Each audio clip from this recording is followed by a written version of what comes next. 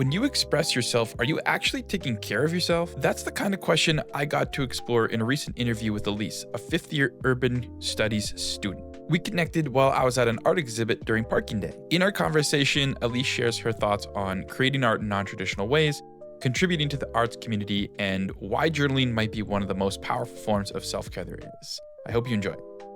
What is your name and what do you do? My name is Elise. I am a student at the University of Calgary in my 5th year in urban studies. I created the Common Canvas mural that is right next to you over here with the help of my team at Urban CSA. There's a ton of urban planner people in the area. Absolutely. Okay. Art isn't self-care. Can you change my mind? Can I change your mind? But I feel like I agree that it is.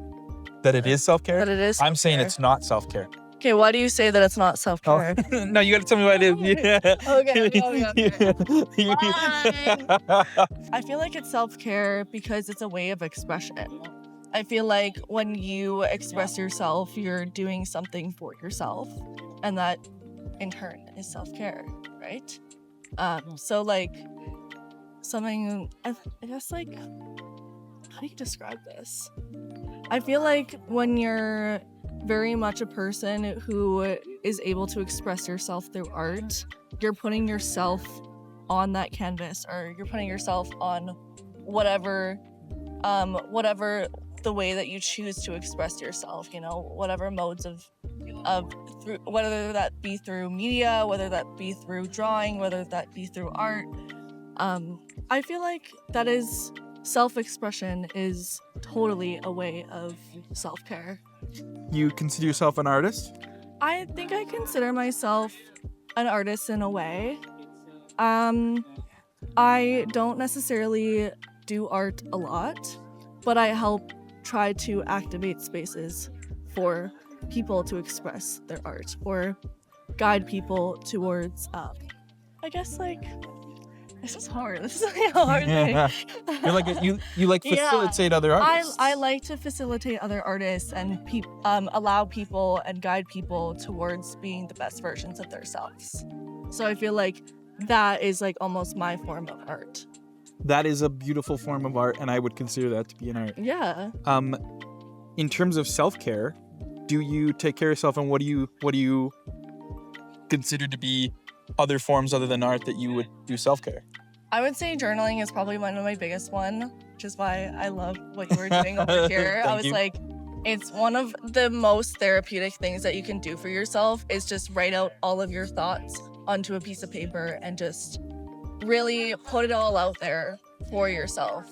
And then reading it back, you kind of have self-realizations and self-reflections that you never really would have thought of before if you didn't do that. So I think that's probably one of my biggest forms of self-care for sure. When did you find journaling, and when did journaling become something that you knew was like good for you or something that you knew was self-care?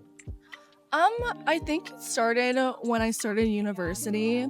Obviously, it's a big change for anyone who ever goes through it.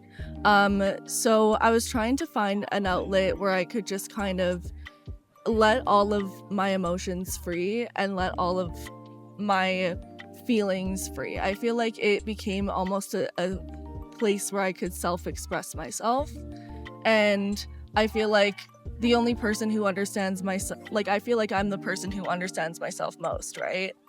Like it's very much like a way for me to understand myself better. As a person who journals, a lot of the times people who don't journal misunderstand journaling.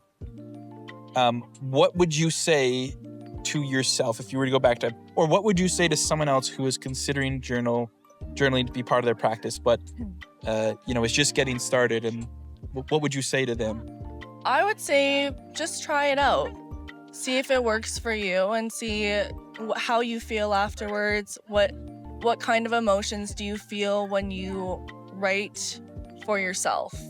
I would say just try it out, see how you feel.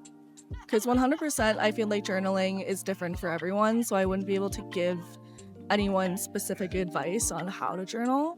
It's honestly completely up to the individual and the person, and it's different for everyone. So Amazing. yeah, Thank you so much. Those are all the questions I have. awesome.